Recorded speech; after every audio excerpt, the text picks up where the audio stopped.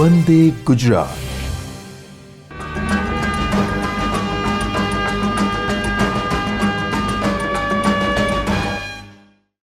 નમસ્કાર.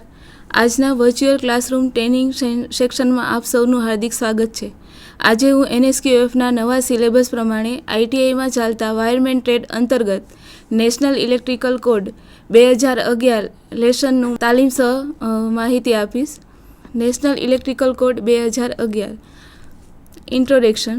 ઇલેક્ટ્રિસિટીના જનરેશન કે conservation, transmission કે ડિસ્ટ્રીબ્યુશન અને અંતે યુટિલાઇઝેશનના વિવિધ તબક્કામાં ઇલેક્ટ્રિકલ ઇન્સ્ટોલેશન, કમિશનિંગ, મેન્ટેનન્સ માટે ભારતીય માનાંક બ્યુરો એટલે કે bureau of Indian standard BIS દ્વારા ખાસ માર્ગદર્શક સૂચનાઓ કે નિયમોનું પાલન કરવાની ભલામણ કરવામાં આવી છે કે જે ઇલેક્ટ્રિસિટીમાં ઇન્સ્ટોલેશન, કોઈપણ સાધનોનું ઇન્સ્ટોલેશન કરવું હોય, એનું મેન્ટેનન્સ કરવું હોય, એ બધાના સ્ટાન્ડર્ડ નિયમો આપ્યા છે, જે આપણે જોઈશું નેશનલ ઇલેક્ટ્રિકલ કોડ 2011માં.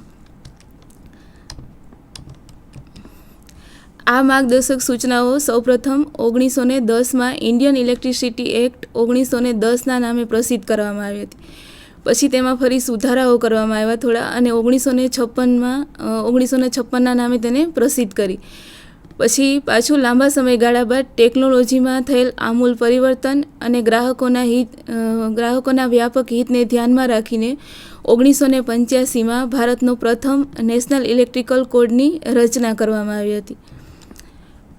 આ જે રચના કરવામાં આવી હતી કોડની, એ સંહિતા કે ગ્રંથ છે એ ઇલેક્ટ્રિકલ સાધનોના ઇન્સ્ટોલેશન છે, મેન્ટેનન્સ, કમિશનિંગ છે વગેરે નિયમોનો સાર છે, જે આપણે ઇલેક્ટ્રિકલ એનર્જીનો ઉપયોગ કરતા સાધનોના ઇન્સ્ટોલેશન, મેન્ટેનન્સ અને આર્થિક દ્રષ્ટિએ તેમજ વીજ સલામત ઉપયોગ અને વિદ્યુત ક્ષેત્રે સંકળાયેલા વિવિધ ટર્મ્સની વ્યાખ્યા વગેરે બાબતોનું એ માર્ગદર્શન પૂરું પાડે છે. હવે ફેબ્રુઆરી 2011માં આ નિયમો જે સૂચનાઓ હતી એની એક સુધારેલી આવૃત્તિ બહાર પાડવામાં આવી કે જે નેશનલ ઇલેક્ટ્રિકલ કોડ એટલે કે રાષ્ટ્રીય વિદ્યુત સંહિતા 2011ના નામે ઓળખાય છે. આ કોડ અને નિયમોને કુલ 8 ભાગમાં વહેંચવામાં આવ્યા છે અને પ્રત્યેક ભાગને ફરી અલગ વિભાગમાં એટલે કે સેશનમાં વહેંચવામાં આવ્યા છે. અને આ નેશનલ ઇલેક્ટ્રિકલ કોડનું લેસન છે એમાં પાર્ટ 1 થી 8 એટલે કે ભાગ 1 થી 8 છે એ વિવિધ ઇલેક્ટ્રિકલ ઇન્સ્ટોલેશન માટે લાગુ પાડવામાં આવે છે કે ઇલેક્ટ્રિકલ ઇન્સ્ટોલેશન કેવી રીતે કરવાનું, એનું મેન્ટેનન્સ કેવી રીતે કરવાનું, એ બધા માટે આ નિયમો છે લાગુ પાડવામાં આવે છે. એમાં જોઈએ પાર્ટ 1. પાર્ટ 1 છે એ જનરલ એન્ડ કોમન એક્સેપ્ટ એટલે કે નેશનલ ઇલેક્ટ્રિકલ કોડનો આ ભાગ છે એ ઇલેક્ટ્રિકલ ઇન્સ્ટોલેશન માટે જે જનરલ ઇન્સ્ટોલેશન માટે જે જરૂરી સૂચનાઓ અને પ્લાનિંગ કે જે માર્ગદર્શન છે કે લેઆઉટ છે, ડિઝાઇન છે, પછી ઇક્વિપમેન્ટની પસંદગી કેવી રીતે કરવી, તેનું મૂળભૂત ઇન્સ્ટોલેશન કેવી રીતે કરવું, એનું કમિશનિંગ કેવી રીતે કરવું, મેન્ટેનન્સ વગેરેનું આ પાર્ટ 1માં વર્ણન આપવામાં આવ્યું છે. અને મોટાભાગના જે વિવિધ ઇલેક્ટ્રિકલ ઇન્સ્ટોલેશનમાં છે એ મૂળભૂત ઇન્સ્ટોલેશન પ્રેક્ટિસ કેવી સામાન્ય હોય છે કે બધા ઇલેક્ટ્રિકલ ઇન્સ્ટ્રુમેન્ટ છે તો આપણે એની સામાન્ય રીતે ઇન્સ્ટોલ કરી શકીએ. હવે આ મૂળભૂત ખ્યાલને નેશનલ ઇલેક્ટ્રિકલ કોડનો ભાગ 1 થી 20માં વિભાગોમાં વહેંચવામાં આવે છે, જેને સેક્શન 1 થી 20 કહેવામાં આવે છે. હવે એનું આપણે સેક્શન 1 જોઈએ.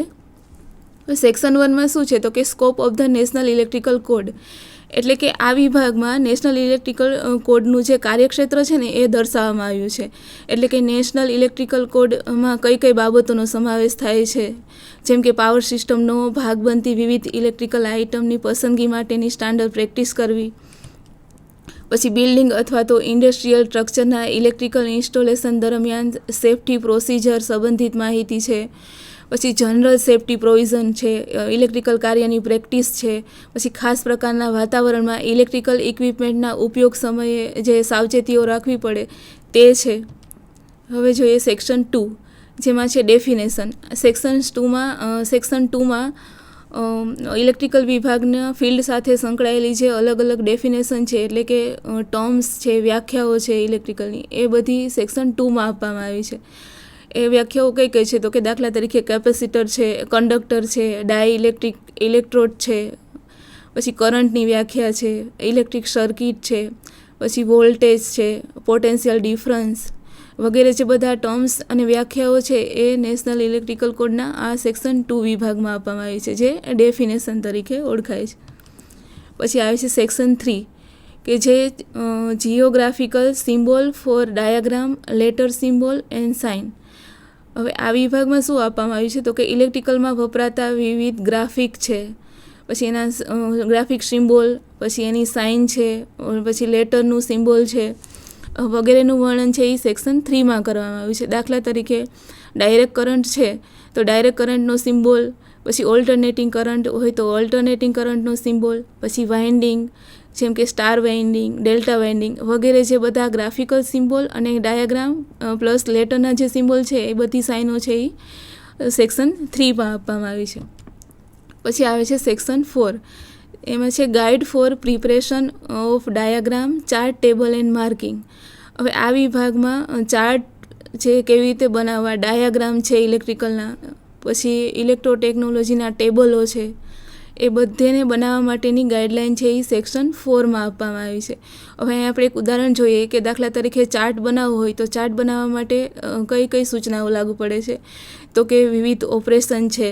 કોઈપણ ઇલેક્ટ્રિકલ સાધન હોય તો તેનું વિવિધ ઓપરેશન છે, પછી ઓપરેશન માટે લાગતો સમય છે, પછી ઓપરેશન અને ભૌતિક રાશિ અને રાશિ માપન, પછી દરેક આઇટમનું નામકરણ છે. આ બધું ચાર્ટ બનાવવાની પ્રોસેસ છે. કોઈ પણ ઇલેક્ટ્રિકલ ચાર્ટ બનાવવો હોય તો એના માટેની આ પ્રોસેસ છે. આ બધાની માહિતી છે એ સેક્શન 4માં આપવામાં આવી છે. પછી આવે છે સેક્શન 5 કે જે છે unit and system of measurement. Electrical રાશિ છે એના માપન માટે વપરાતા જે યુનિટ છે, પછી એનું મેઝરમેન્ટ સિસ્ટમ છે એટલે કે માપવાની જે પદ્ધતિ છે એ બધાનું વર્ણન છે એ સેક્શન 5માં કરવામાં આવ્યું છે. જેમ કે ઇલેક્ટ્રિકલ કરંટ છે તો એનો એકમ એમ્પિયર છે, એવી રીતે ઇલેક્ટ્રિસિટીનો જથ્થાનો એકમ તો કે કુલંબ છે. ઉપરાંત આ વિભાગમાં રાશિના યુનિટની વ્યાખ્યાઓ પણ આપવામાં આવી છે. દાખલા તરીકે આપણે એક લઈએ કે કુલંબ છે તો કુલમ ચાર્જ એટલે શું તો કે કુલમ ચાર્જ એટલે 1 એમ્પિયર વીજ પ્રવાહ દ્વારા 1 સેકન્ડમાં જે ચાર્જ ખસે તેને શું કહેવામાં આવે છે તો કે 1 કુલમ કહેવાય છે. આવી રીતે અલગ અલગ યુનિટ અને મેઝરમેન્ટ જે સિસ્ટમ છે એ બધાની વ્યાખ્યાઓ છે એ સેક્શન 5માં આપવામાં આવી છે. પછી આવે છે સેક્શન 6 જેમાં છે સ્ટાન્ડર્ડ વેલ્યુ. હવે આ વિભાગમાં એસી કરંટ, ડીસી કરંટ અને વોલ્ટેજના ઈચ્છિત મૂલ્ય છે, પછી કરંટનું રેટિંગ મૂલ્ય છે, એ બધાનું જે સ્ટાન્ડર્ડ વેલ્યુ જે નક્કી કરવામાં આવી છે એ સેક્શન 6માં છે. હવે આ જેમ કે એસી અને ડીસી ડિસ્ટ્રીબ્યુશનના સ્ટાન્ડર્ડ વોલ્ટેજના મૂલ્ય, ઈચ્છિત કરંટ રેટિંગનું મૂલ્ય અને સ્ટાન્ડર્ડ સિસ્ટમ ફ્રીક્વન્સીનું વર્ણન વગેરે છે એ સેક્શન 6માં કરવામાં આવ્યું છે. દાખલા તરીકે એસી સિસ્ટમ છે તો એના વોલ્ટેજની લિમિટ કેટલી રાખવી જોઈએ, પછી ફ્રીક્વન્સી છે તો ફ્રીક્વન્સીનું મૂલ્ય કેટલું હોવું જોઈએ. હવે આપણે સાધારણ સ્થિતિ હોય તો કોઈ પણ પોઈન્ટ આગળ વોલ્ટેજનું મૂલ્ય છે એ ડિક્લેર્ડ એટલે કે નક્કી કરેલા વોલ્ટેજ જેટલું જ હોવું જોઈએ, એના કરતાં વધારે ઓછું ન હોવું જોઈએ. હવે અહીંયા ઉદાહરણ પછી દાખલા તરીકે લો વોલ્ટેજ અથવા તો મીડિયમ વોલ્ટેજ હોય તો તેના માટે 10% પ્લસ માઇનસ ચાલે. દાખલા તરીકે સિસ્ટમ વોલ્ટેજ છે એ 240 વોલ્ટ હોય તો તેના મહત્તમ વોલ્ટેજ છે એ 264 વોલ્ટ અને ન્યૂનતમ વોલ્ટેજ છે એ 216 વોલ્ટ હોવા જોઈએ, જે સ્ટાન્ડર્ડ મૂલ્ય નક્કી કર્યું છે તેના કરતાં. અને બી છે સ્ટાન્ડર્ડ સિસ્ટમ ફ્રીક્વન્સી તો કે એ 50 હર્ટ્ઝ હોવી જોઈએ, જે સ્ટાન્ડર્ડ નક્કી કરેલું છે. પછી આવે છે સેક્શન 7 જે છે ફંડામેન્ટલ પ્રિન્સિપલ. હવે આ વિભાગમાં ઇલેક્ટ્રિકલ ઇન્સ્ટોલેશનની ડિઝાઇન અમલ કરતી વખતે કઈ બાબતોનું ધ્યાન રાખવું જોઈએ, જેમ કે બેઝિક જે પ્રિન્સિપલ છે એ કયા હોવા જોઈએ જ્યારે આપણે ઇલેક્ટ્રિકલ ઇન્સ્ટોલેશનની ડિઝાઇન કરીએ ત્યારે, તે છે એ આ સેક્શન 7માં દર્શાવવામાં આવ્યું છે. હવે કોઈ પણ ઇલેક્ટ્રિકલ ઇન્સ્ટોલેશનની આપણે ડિઝાઇન કરીએ ત્યારે શું ધ્યાન રાખવું જોઈએ તો કે ઇમરજન્સી કંટ્રોલ છે, પછી સંભવિત ભય સ્થાનક હોય કે જ્યાં આપણે વીજળીના સપ્લાયને ત્વરિત રીતે તાત્કાલિક આપણે ડિસ્કનેક્ટ કરવું હોય તો ડિસ્કનેક્ટ કરી શકીએ. એવી રીતે બધાનો જે ઇલેક્ટ્રિકલ ઇન્સ્ટોલેશન છે એની ડિઝાઇન કરતી વખતે ઇમરજન્સી કંટ્રોલ અને સંભવિત ભય સ્થાનકો જે બાબતોનું ધ્યાન રાખવું જોઈએ. પછી એવા ભય સ્થાનકો હોય કે જ્યાં વીજ સપ્લાયને ડિસ્કનેક્ટ આપણે કરવાની તાત્કાલિક જરૂર પડતી હોય તો કે મેઇન સ્વિચ એવી જગ્યાએ ઇન્સ્ટોલ કરવી જોઈએ કે જેથી આપણે એને સરળતાથી ઓળખી શકીએ અને એને અસરકારક અને તાત્કાલિક રીતે ઓપરેટ કરી શકીએ. કે કોઈ પણ અકસ્માત થાય તો મેઇન સ્વિચ બંધ કરવાની જરૂર પડે તો આપણે એને તાત્કાલિક છે બંધ કરી શકીએ અથવા તો ઓપરેટ કરી શકીએ. અને આ વિભાગમાં ઇલેક્ટ્રિકલમાં વપરાતું મટીરિયલ છે કે વર્કમેનશીપ છે, એટલે કે ઇલેક્ટ્રિકલ ઇન્સ્ટોલેશન કરીએ ત્યારે મટીરિયલ કેવું હોવું જોઈએ, પછી કારીગરી કેવી હોવી જોઈએ, એટલે કે વર્કમેનશીપ છે એ કેવી હોવી જોઈએ, પછી ઇલેક્ટ્રિકલ ઇન્સ્ટોલેશન ડિઝાઇન કરીએ ત્યારે આ બાબતોનું જે ધ્યાન રાખવું જોઈએ એનું વિસ્તૃત વર્ણન છે એ આ સેક્શનમાં આપવામાં આવ્યું છે. પછી આવે છે section 8, assessment of general characteristic of building, એટલે કે આ વિભાગમાં વાતાવરણ, પછી ઉપયોગતા અને બિલ્ડિંગ કન્સ્ટ્રક્શન જ્યારે કરવામાં આવે છે ત્યારે કઈ કઈ બાબતોનું ધ્યાન રાખવું જોઈએ જ્યારે આપણે ઇલેક્ટ્રિકલ ઇન્સ્ટોલેશન કરવાનું થાય ત્યારે. તો કે એમાં કઈ કઈ ઇલેક્ટ્રિકલ ઇન્સ્ટોલેશન પર કઈ અસરો થશે, વાતાવરણની કેવી અસરો થશે અને જ્યાં ઇલેક્ટ્રિફિકેશન કરવાનું છે તે બિલ્ડિંગ માટે જરૂરી વિવિધ બાબતોનું ચેકલિસ્ટ છે એ આ સેક્શન 8માં આપવામાં આવ્યું છે. પછી આવે છે સેક્શન 9 છે વાયરિંગ ઇન્સ્ટોલેશન. હવે નેશનલ ઇલેક્ટ્રિકલ કોડનો જે આ વિભાગ છે એ વાયરમેન અને ઇલેક્ટ્રિશિયન વ્યવસાય સાથે સંકળાયેલા આપણે જે તાલીમાર્થીઓ છે એના માટે ખૂબ જ અગત્યનો છે. શું કામે? તો કે આ વિભાગમાં કોઈ પણ બિલ્ડિંગમાં ઇલેક્ટ્રિકલ વાયરિંગ ઇન્સ્ટોલેશન સ્થાપિત કરવું હોય તો એના માટેના જે રૂલ્સ છે, જે રેગ્યુલેશન છે એ બધાનું વિગતવાર વર્ણન છે એ આ સેક્શન 9માં આપવામાં આવ્યું છે.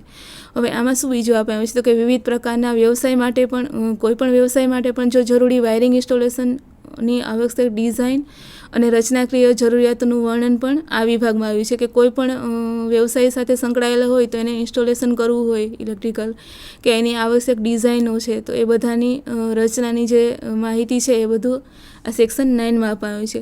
પછી સેક્શન 9માં બીજું શું આપવામાં આવ્યું છે? તો કે વાયરિંગ ઇન્સ્ટોલેશનમાં વપરાતી ટર્મિનોલોજી જેવી કે કોન્ડ્યુટ ફિટિંગ છે, પછી કોન્ડ્યુટ જોઈન્ટ છે, પછી કોન્ડ્યુટ સિસ્ટમ ડિસ્ટ્રીબ્યુશન છે, પછી બોર્ડ લ્યુમિનેરી એટલે કે લેમ્પ અને ટ્યુબલાઇટને જે ફિટિંગ કરવાની જે પદ્ધતિઓ છે એ બધાની જે વ્યાખ્યાઓ છે આ સેક્શનમાં આપવામાં આવી છે.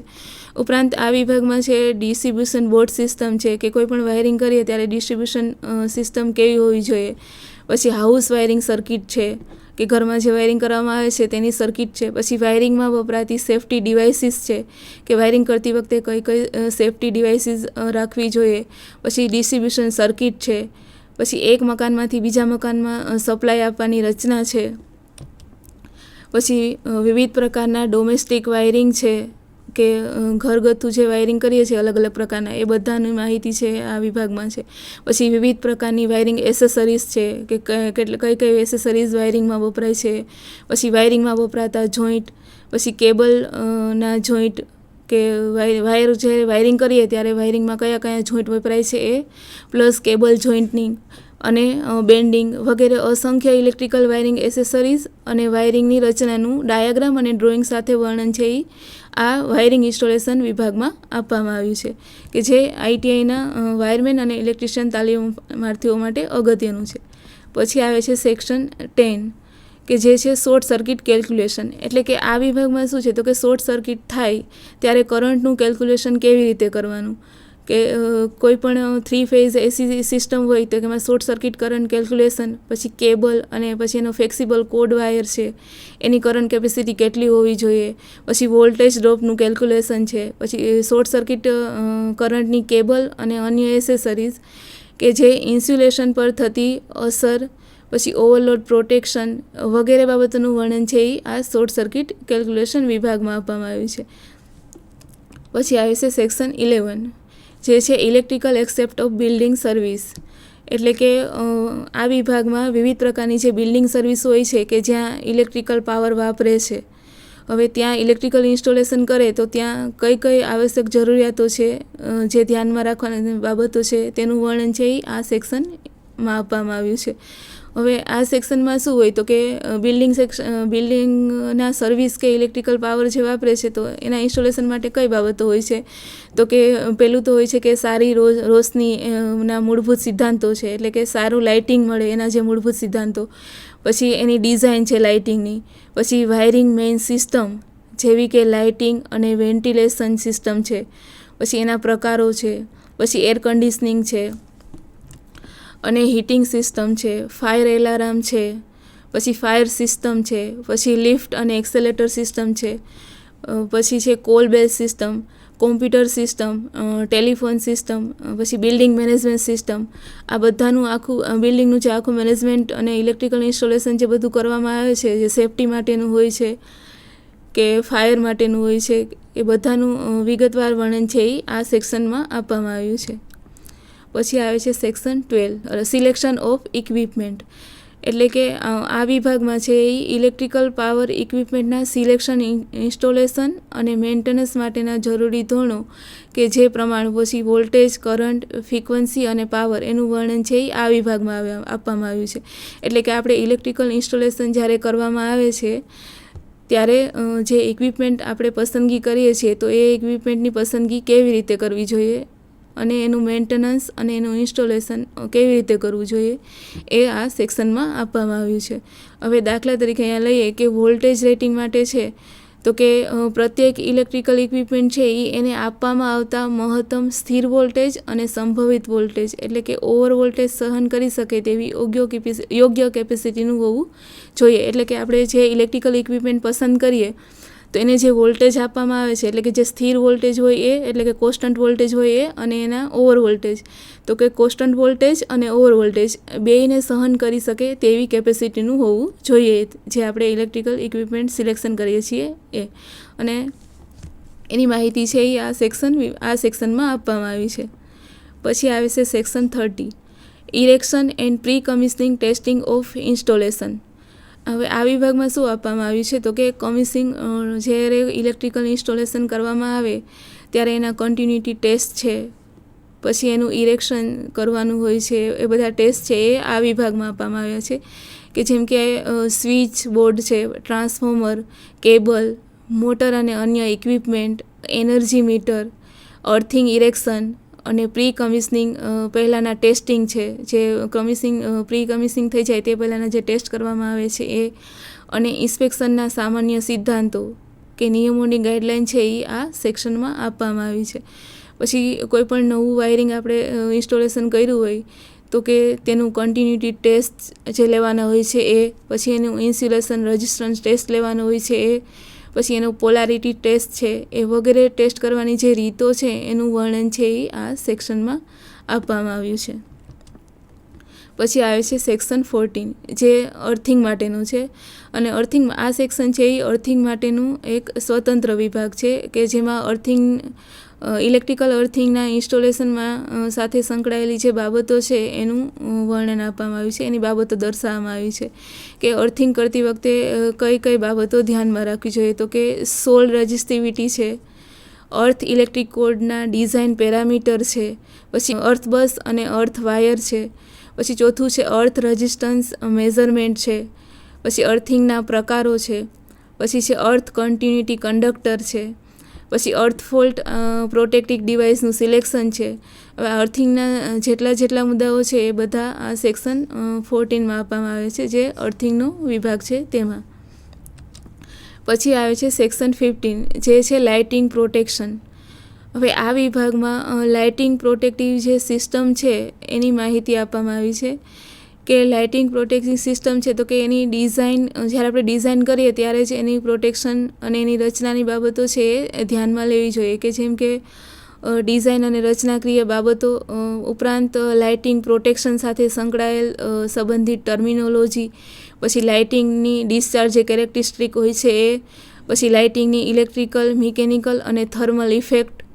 જો કે જ્યારે લાઇટિંગની ઇલેક્ટ્રિકલ ઇફેક્ટ કેવી આવે છે, મિકેનિકલ ઇફેક્ટ, પછી એની થર્મલ ઇફેક્ટ કેવી આવે છે, પછી લાઇટિંગ પ્રોટેક્શનની ડિઝાઇન છે, પછી બોન્ડિંગ અને ઇન્સ્પેક્શન અને ટેસ્ટિંગ વગેરે બાબતોનું વર્ણન છે એ આ સેક્શન 15માં આપવામાં આવ્યું છે, જે લાઇટિંગ પ્રોટેક્શન માટેનું છે. પછી આવે છે સેક્શન 16, જે છે પ્રોટેક્શન અગેન વોલ્ટેજ સર્જ. હવે આ વિભાગમાં ટ્રાન્સિયન્ટ ફિનોમેનન, એટલે કે વોલ્ટેજનું અચાનક વધવું, એનું વર્ણન છે એ આપવામાં આવ્યું છે. જેમ કે બિલ્ડિંગના લો વોલ્ટેજ ઇલેક્ટ્રિકલ ઇન્સ્ટોલેશનના જે સર્જ વોલ્ટેજ સાથે સંકળાયેલ હોય સર્જ વોલ્ટેજ સાથે સંકળાયેલ ટર્મિનોલોજી છે, પછી સર્જ પ્રોટેક્ટિવ ડિવાઇસીસ છે, પછી વોલ્ટેજ સર્જના પ્રકારો છે, પછી વોલ્ટેજ સર્જની કેરેક્ટરિસ્ટિક છે, સર્જ પ્રોટેક્શનની ડિવાઇસનું ઇન્સ્ટોલેશન છે, એ વગેરે બાબતોની ગાઈડલાઇન છે એ સેક્શનમાં આપવામાં આવી છે, જે વોલ્ટેજ સર્જનો છે. વોલ્ટેજ સર્જ એટલે શું? તો કે અચાનક વોલ્ટેજ વધી જતો હોય તો તેને કેવી રીતે કંટ્રોલ કરવો અને કેવી રીતે પ્રોટેક્ટિવ ડિવાઇસ છે ગોઠવવી એ વર્ણન છે એ આ સેક્શનમાં આપવામાં આવ્યું છે. પછી આવે છે section 17, guideline for power factor improvement. આ સેક્શનમાં પાવર ફેક્ટર ઇમ્પ્રુવમેન્ટ માટેની જે ગાઈડલાઇન છે એ આપવામાં આવી છે, કે જેમ કે પાવર ફેક્ટર અને તેને સુધારવાની રીતનું માર્ગદર્શન છે. પછી પાવર ફેક્ટર લો હોય અથવા તો પાવર ફેક્ટર કેટલો રાખવો જોઈએ, લો પાવર ફેક્ટર થવાના કારણો છે. પછી લો પાવર ફેક્ટર હોય તો તેના ગ્રાહકોના વીજ બિલ ઉપર થતી અસરો છે. પછી પાવર ફેક્ટર ઇમ્પ્રુવમેન્ટ છે, એટલે કે પાવર ફેક્ટર લો હોય તો તેને ઇમ્પ્રુવમેન્ટ કેવી રીતે કરવું. પાવર ફેક્ટર ઇમ્પ્રુવમેન્ટ કરવા માટેના સાધનો છે, જેમ કે કેપેસિટર છે. તો કે કેપેસિટર આપણે પાવર ફેક્ટર ઇમ્પ્રુવમેન્ટ માટે વાપરીએ છીએ, તો કેપેસિટરનું સિલેક્શન અને તેનું ઇન્સ્ટોલેશન કેવી રીતે કરવું, તેમજ કેપેસિટરનું રેટિંગ કેટલું રાખવું જોઈએ પાવર ફેક્ટર ઇમ્પ્રુવમેન્ટ માટે, એ વગેરે બાબતોનું માર્ગદર્શન છે એ આ પાવર ફેક્ટર ઇમ્પ્રુવમેન્ટમાં આપવામાં આવ્યું છે. પછી આવે છે સેક્શન 18, જે છે એનર્જી એફિશિયન્સી એક્સેપ્ટ. હવે આ વિભાગમાં એનર્જી કન્ઝર્વેશન એટલે કે ઉર્જા બચાવવા માટે જે પ્રતિયુક્તિઓ અને ઉર્જા બચાવવા માટે જે ઇલેક્ટ્રિકલ ફિલ્ડમાં જે સાધનો વપરાય છે એનું ઇન્સ્ટોલેશન કેવી રીતે કરવું એનું માર્ગદર્શન છે એ આ વિભાગમાં આપવામાં આવ્યું છે. હવે ઇલેક્ટ્રિકલ ફિલ્ડમાં વપરાતી મોટર છે, ટ્રાન્સફોર્મર છે, કેબલ ઇક્વિપમેન્ટ છે, પછી લાઇટિંગ સાધનો વગેરેના પાવર ફેક્ટરના સંદર્ભમાં એને કેવી રીતે આપણે પસંદગી કરવી જોઈએ, કે પાવર ફેક્ટર કેવી રીતે સુધારી શકાય અને એના સંદર્ભમાં કેવી રીતે આપણે આ મોટર, ટ્રાન્સફોર્મર અને કેબલ જે બધા ઇક્વિપમેન્ટ છે એની આપણે પસંદગી કરવી, એ બધાનું માર્ગદર્શન છે એ આ સેક્શનમાં આપવામાં આવ્યું છે. અને એમાં ઓડિટ એટલે કે એનર્જીનો બગાડ અટકાવવા માટે કેવા પગલાં લેવા જોઈએ, કે એનર્જીનો બગાડ ન થાય, આપણે એનર્જીનો બચાવ કરી શકીએ, એ બાબતો ઉપર વધારે ભાર મૂકવામાં આવ્યો છે અને જે આપવામાં આવ્યું છે સેક્શન 18માં. પછી આવે છે સેક્શન 19, જે છે સેફ્ટી એન્ડ ઇલેક્ટ્રિકલ વર્ક. આપણે આ વિભાગમાં આપણે ઇલેક્ટ્રિકલ કામ કરતી વખતે કઈ સેફ્ટી રાખવી જોઈએ તેની ગાઈડલાઇન આપવામાં આવી છે. જેમ કે પરમિટ ટુ વર્ક એટલે કે પરમિશન લઈને પછી વર્ક કરવું જોઈએ, એ પરમિટ ટુ વર્કની સિસ્ટમ છે એની માહિતી છે. પછી મિનિમમ વર્કિંગ ડિસ્ટન્સ, પછી સેફ્ટી ઇન્સ્ટ્રક્શન, પછી સેફ્ટી પોસ્ટર છે, ઇલેક્ટ્રિકલ શોક લાગેલ વ્યક્તિને આપવામાં આવતી ટ્રીટમેન્ટ છે, પછી લાઇન સાધનો સાથે કામ કરતી વખતે સાવચેતી છે, વગેરે બાબતોનું વર્ણન છે એ આ વિભાગમાં આપવામાં આવ્યું છે. આ વિભાગમાં શું છે તો કે ઇલેક્ટ્રિકલ કામ કરતી વખતે જે સેફ્ટી રાખવી જોઈએ, કે જે સાવચેતીઓ રાખવી જોઈએ, એ બધી બાબતોનું વર્ણન છે એ આ વિભાગમાં આપવામાં આવ્યું છે. પછી આવે છે સેક્શન 20, જે છે ટેબલ. ટેબલ એટલે શું તો કે ઇલેક્ટ્રિકલ એન્જિનિયરિંગમાં જે વારંવાર ડેટા વપરાતા હોય, તો કે એ બધા ડેટા છે એનું ચોક્કસ કોષ્ટકના સ્વરૂપમાં દર્શાવવામાં આવ્યું છે આ વિભાગમાં. દાખલા તરીકે ટીન્ડ કોપર વાયરનો ડાયામીટર છે, તો કે એ ડાયામીટર એનો કેટલો હોવો જોઈએ, કેટલો રાખવો જોઈએ, એ બધું આ ટેબલમાં આપેલું છે. પછી ફ્યુઝ વાયરના રેટેડ કરંટ છે, પછી ટોલરન્સ છે, અને તાપમાન છે, રેઝિસ્ટન્સ દર્શાવતું કોષ્ટક, પછી તાપમાન 20 સેલ્સિયસ ગ્રાહ્ય રેઝિસ્ટન્સ દર્શાવતું કોષ્ટક છે. પછી પાવર ફેક્ટર ઇમ્પ્રુવમેન્ટ માટે જે કેપેસિટર વાપરવામાં આવે છે, તો કે પાવર ફેક્ટર ઇમ્પ્રૂવ માટે કેપેસિટરની સાઇઝ કેટલી હોવી જોઈએ, તો કે એ બધાની માહિતી છે એ આ વિભાગમાં આપવામાં આવી છે અને એનું આખું ટેબલ આપવામાં આવ્યા છે બધાના. હવે આ આપણા પાર્ટ 1ના સેક્શન 1 થી 20 છે એ પૂરા થાય છે. પછી આવે છે પાર્ટ 2, જે છે electrical installation in stand by generating station and captive substation. હવે આ વિભાગ છે નેશનલ ઇલેક્ટ્રિકલ કોડનો જે આ ભાગ 2 છે, તો કે એમાં સ્ટેન્ડ બાય જનરેટિંગ સ્ટેશન એટલે કે ઇમરજન્સી સપ્લાય અને કેપ્ટિવ સબસ્ટેશનમાં ઇલેક્ટ્રિકલ ઇન્સ્ટોલેશન માટેના બિલ્ડિંગના સમૂહ માટે આવશ્યક જરૂરિયાતોનું જે વર્ણન છે એ આ વિભાગમાં આપવામાં આવ્યું છે આ પાર્ટમાં. તો કે આ ભાગમાં તો કે માત્ર 5 મેગાવોટની કેપેસિટી કે તેના કરતાં ઓછી કેપેસિટી ધરાવતું સ્ટેન્ડ બાય જનરેટિંગ સ્ટેશન અને 10 મેગાવોટ થી 33 કિલોવોટ સુધીની કેપેસિટી ધરાવતું ક્રેપ્ટિવ સબસ્ટેશન માટેની ગાઈડલાઇન છે તેનું વર્ણન કરવામાં આવ્યું છે. તો કે આમાં જનરેટિંગ સબસ્ટેશન છે તો કે તેની કેપેસિટી તો કે 5 મેગાવોટ સુધીની હોવી જોઈએ, અને ક્રેપ્ટિવ સબસ્ટેશન છે તો કે તેનું 10 મેગાવોટથી 33 કિલોવોટ સુધીની કેપેસિટીનું જે સબસ્ટેશન છે એ બધાની ગાઈડલાઇન છે એ બધાના ઇન્સ્ટોલેશનની જે ગાઈડલાઇન છે એ પાર્ટ 2માં આપવામાં આવી છે. પછી આવે પાર્ટ 2માં આપવામાં આવી છે, અને આ ઉપરાંત આ ભાગમાં બિલ્ડિંગનું લેઆઉટ છે. પછી બિલ્ડિંગનું લેઆઉટ તો કે જે સબસ્ટેશન છે એ બિલ્ડિંગના લેઆઉટ છે, પછી એની રચના, પછી જનરેટિંગ, પછી એના પ્રાઇમ મૂવર, પછી પ્રાઇમ મૂવરનું બળતણ, પછી જનરેટર, ટ્રાન્સફોર્મરનું installation, high voltage switching station, stand by generating station, પછી જનરેટિંગ સ્ટેશન માટે બેટરી છે, પછી લાઇટિંગ માટેની બેટરી છે, પછી બેટરી ચાર્જિંગ ઇક્વિપમેન્ટ છે, fuel pump, fire fighting equipment છે, પછી સ્ટેશન પ્રિમાઇસીસમાં વાયરિંગ વગેરે બાબતોની સૂચનાઓ છે આ ભાગમાં આપવામાં આવી છે. કે સબસ્ટેશનને લગતી બધી સબસ્ટેશનના ઇન્સ્ટોલેશન માટેની જે બધી માહિતી છે એ આ વિભાગમાં આપવામાં આવી છે. પછી આવે છે પાર્ટ 3, જે છે electrical installation in non industrial building. જ્યારે ઇલેક્ટ્રિકલ આ પાર્ટ ભાગ 3 છે નેશનલ ઇલેક્ટ્રિકલ કોડનો, તો કે શેના માટેનું છે તો કે નોન ઇન્ડસ્ટ્રીયલ બિલ્ડિંગ હોય ત્યાં ઇલેક્ટ્રિકલ ઇન્સ્ટોલેશન કેવી રીતે કરવું જોઈએ. તો કે મોટા પાયા પરના જે બિન ઔદ્યોગિક વ્યવસાયના ઇલેક્ટ્રિકલ ઇન્સ્ટોલેશન છે એના સંબંધિત આવશ્યક જરૂરિયાતોનું વર્ણન છે એ આ ભાગમાં છે. અને જે આ ભાગ છે એને નીચેના આ ભાગને 7 સેક્શનમાં વહેંચવામાં આવ્યો છે. તો કે 7 સેક્શન કયા કયા છે તો કે પેલું છે ડોમેસ્ટિક રહેઠાણ વાયરિંગ. આમાં છે આખું એ નોન ઇન્ડસ્ટ્રીયલ બિલ્ડિંગ છે એટલે બધું ડોમેસ્ટિક ને બધું આવશે. તો કે ડોમેસ્ટિક રહેઠાણ વાયરિંગ ઇન્સ્ટોલેશન, તેમાં શું આવશે તો કે મકાનનું વાયરિંગ. પછી સેકન્ડ આવે છે ઓફિસ બિલ્ડિંગ, શોપિંગ, પછી કોમર્શિયલ સેન્ટર અને સંસ્થાઓ છે. પછી થર્ડ આવે છે રિએક્શન એસેમ્બલી બિલ્ડિંગ, દાખલા તરીકે થિયેટર અને ઓડિટોરિયમ છે એ બધા આવે છે. પછી આવે છે મેડિકલ એસ્ટાબ્લિશમેન્ટ, દાખલા તરીકે છે જનરલ હોસ્પિટલ. પછી આવે છે હોસ્ટેલનું ઇન્સ્ટોલેશન, હોસ્ટેલ વાયરિંગનું ઇન્સ્ટોલેશન. પછી સ્પોર્ટ્સ બિલ્ડિંગ, દાખલા તરીકે ક્રિકેટનું મેદાન. પછી મલ્ટી સ્ટોરી બિલ્ડિંગમાં ઇલેક્ટ્રિકલ ઇન્સ્ટોલેશન માટેની ખાસ જરૂરિયાતો. આ જે બધા નોન ઇન્ડસ્ટ્રીયલ બિલ્ડિંગ છે એ બધાના ઇન્સ્ટોલેશનની માહિતી છે એ પાર્ટ 3માં આપવામાં આવી છે. પછી આવે છે પાર્ટ 4, જે છે electrical installation in industrial building. આ ભાગ છે એ ઇન્ડસ્ટ્રીયલ બિલ્ડિંગ, ઇન્ડસ્ટ્રી માટે જે બિલ્ડિંગો બનાવવામાં આવે છે એના ઇલેક્ટ્રિકલ ઇન્સ્ટોલેશન માટેનું છે. કે જેમાં ઇન્ડસ્ટ્રીયલ બિલ્ડિંગ એટલે કેવા તો કે ફેક્ટરી, કારખાના છે, એમાં ઇલેક્ટ્રિકલ ઇન્સ્ટોલેશનની ડિઝાઇન, પછી એની રચના સંબંધિત આવશ્યક ગાઈડલાઇન વગેરે આપવામાં આવી છે.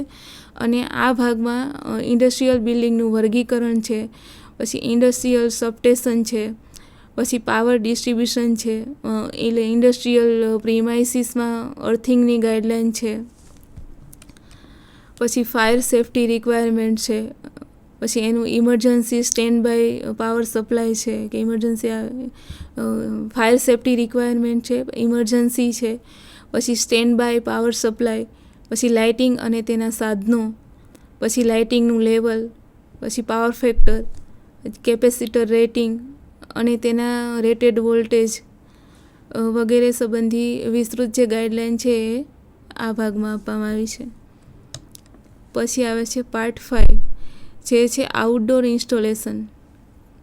હવે નેશનલ ઇલેક્ટ્રિકલ કોડના આ ભાગમાં છે એ આઉટડોર ઇલેક્ટ્રિકલ ઇન્સ્ટોલેશન કરવું હોય ત્યારે કઈ બાબતો ધ્યાનમાં રાખવી જોઈએ તેની માહિતી આપવામાં આવી છે. કે આ ભાગમાં છે તો કે ટેમ્પરરી આઉટડોર ઇલેક્ટ્રિકલ ઇન્સ્ટોલેશન કરવું હોય એટલે કે 6 મહિના કે તેના કરતાં ઓછા સમય માટે ઇન્સ્ટોલેશન કરવું હોય તો તેના permanent outdoor electrical temporary outdoor electrical installation અને પરમેનન્ટ આઉટડોર ઇલેક્ટ્રિકલ ઇન્સ્ટોલેશન એના સંબંધી જે ગાઈડલાઈનો છે એ આ ભાગમાં આપવામાં આવી છે. અને આ ભાગને 3 સેક્શનમાં વહેંચવામાં આવ્યું છે. આ 3 સેક્શન કયા કયા છે તો કે પબ્લિક લાઇટિંગ છે, દાખલા તરીકે પબ્લિક લાઇટિંગ ઇન્સ્ટોલેશન છે તો કે દાખલા તરીકે સ્ટ્રીટ લાઇટ છે, પછી છે વિભાગ 2 તો કે ટેમ્પરરી આઉટડોર ઇન્સ્ટોલેશન. હવે ટેમ્પરરી આઉટડોર ઇન્સ્ટોલેશનમાં શું આવશે તો કે સર્કસ કે મેળા માટેનું જે વાયરિંગ છે તે.